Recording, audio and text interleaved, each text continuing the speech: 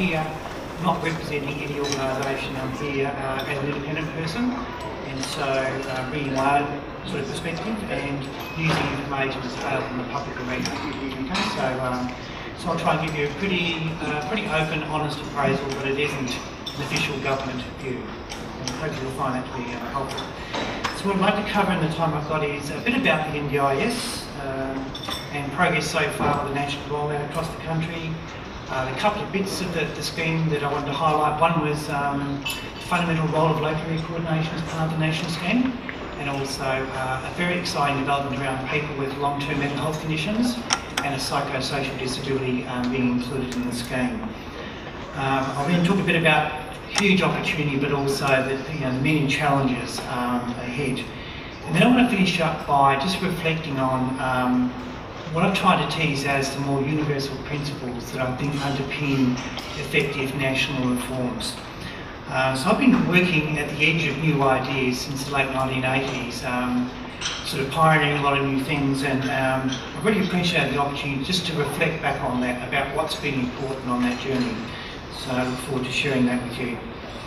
So the NDIS is the largest social policy reform in Australia since Medicare. It's not only about transforming the system, but most importantly about transforming people's lives.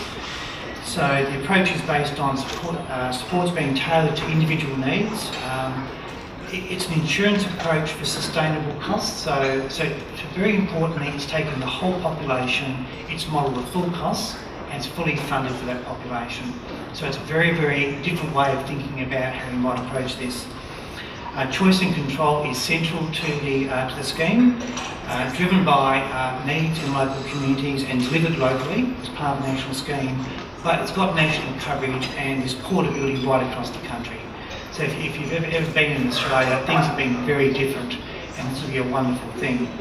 I just want to highlight some of the key milestones leading up to the NDIS, because it is sort of important to think about how did such a big change happen.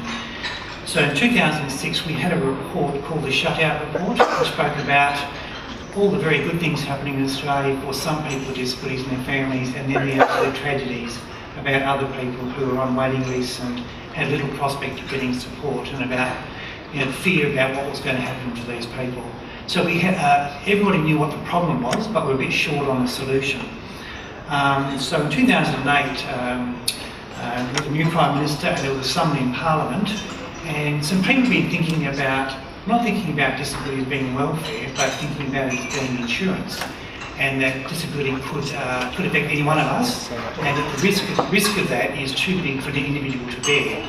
So just like we have other forms of insurance, it was, why don't we think about disability in the same vein?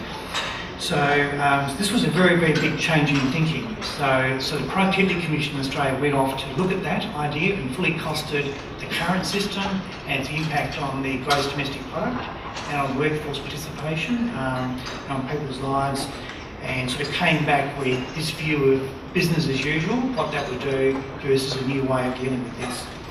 Now, at the very same time, we had disability coalition between the provider organisations, the disabled people's organisations and the carer organisations that all got together, and there's an amazing campaign called Every Australian Counts.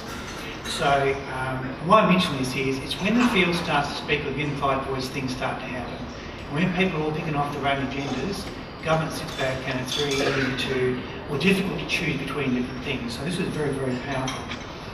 So the coalition of Australian governments agreed for the need for reform. They got the Productivity Commission to design the scheme, set up legislation, and then bilateral agreements were signed to actually trial the scheme. So we had trials in every state and territory, which were about different ways of learning about doing this. We had lots of variations and lots of different populations.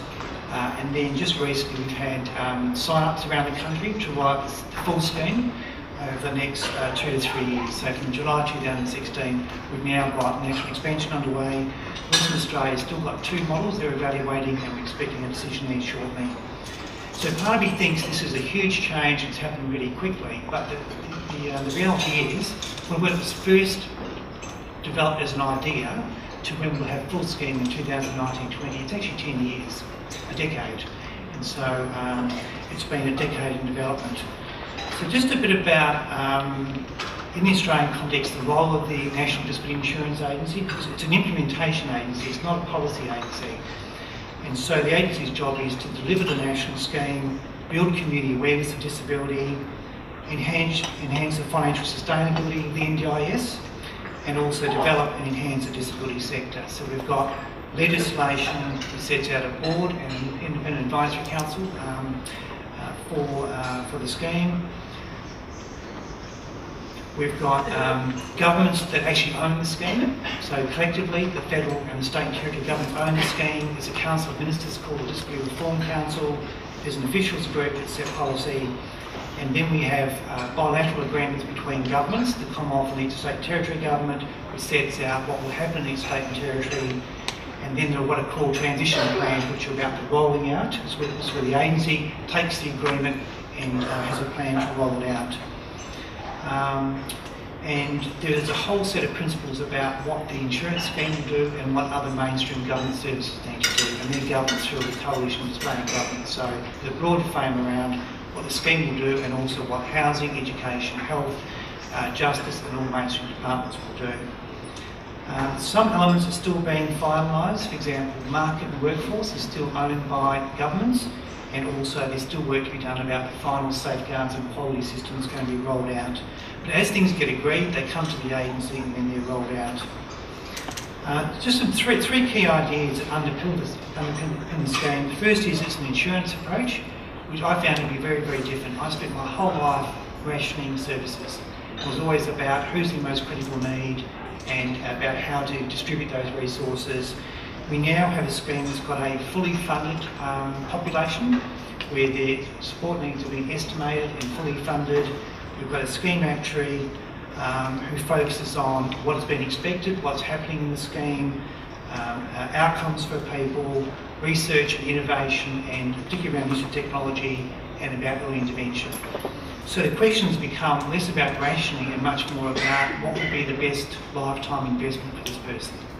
So we've all been stuck with programs, so if you just sort of throw it out the window and say, well, if you're starting again, what would you do to get the best lifetime outcomes for this person?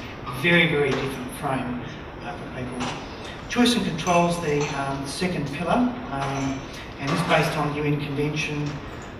It's in legislation, which I think is incredibly important, so it's not just a policy, it's actually in legislation, cannot be changed without very, very significant upheaval and community support.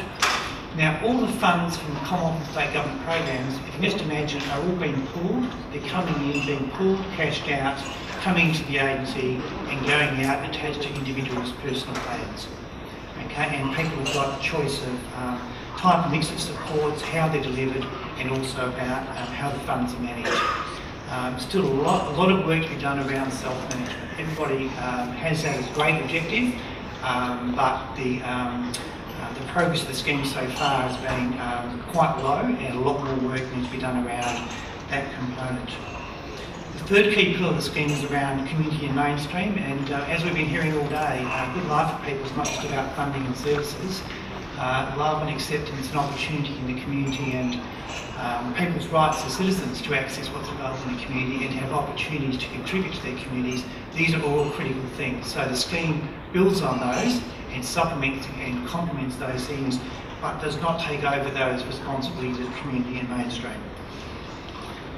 So how things are changing, and this is a huge change. So previously, right around the country, can I just say some states and territories had wonderful individualised funding schemes, had done a lot of work for 30 years.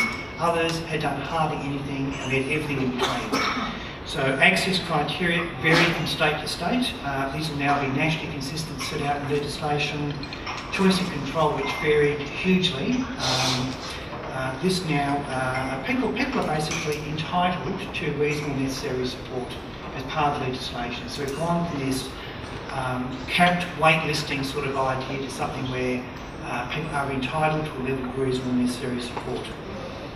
And funding, which was in multiple programs all over the place, creating a hugely complex world, all that's been pooled and is going back into a single pool of funds being administered by the insurance agency. So these are absolutely huge changes. Some of the data so far, we've just finished the trial period of nearly 3 years.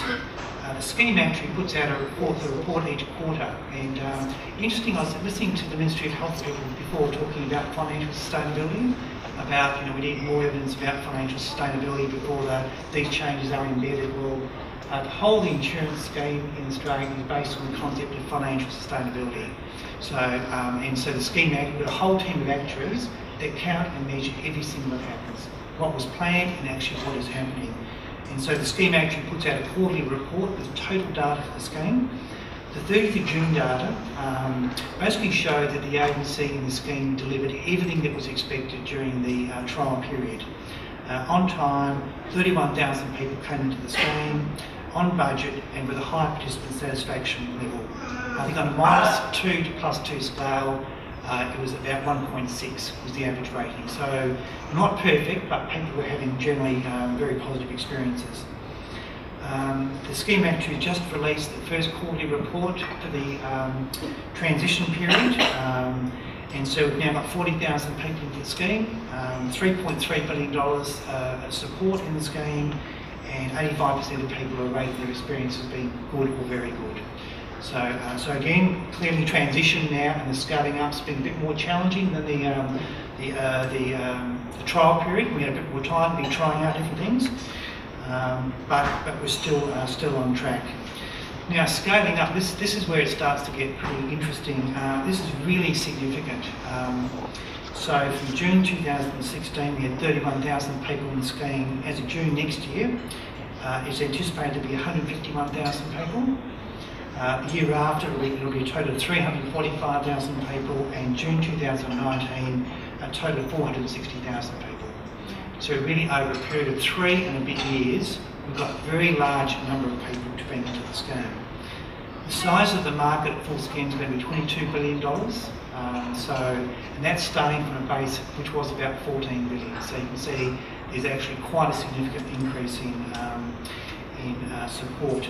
The market will be bigger than aged care, it will be bigger than disability support pension, and bigger than the pharmaceutical benefit scheme in Australia, and only just a bit smaller than Medicare, which is the national health scheme. So in terms of scale, it's very substantial. Most states and territories are coming in over 3 years, but New South Wales coming in over 2 years. And just to give you a little bit of a sense of the quantum of that, in New South Wales there'll be an additional 64,000 people that get disability support on top of the current number. There'll be an additional $3.4 billion worth of support funding going into New South Wales, and there'll be an additional 23,000 jobs. Okay, so that's just in New South Wales. So this is of quite immense magnitude. One of the tasks that we've got now is, having gone through a trial period, is how to bring in. We've got this tension between people want to do things perfectly and how long it takes to do things perfectly, and a whole bunch of people that haven't been getting support, who are desperate to be included in the scheme to get the support that they need. And so the transition period is really focusing on trying to bring people into the scheme and get them started with their first plan, and then to develop a lifelong relationship with people where plans can be further developed as people gain experience in the scheme. So we've got this tension now between bringing people in as efficiently as possible and getting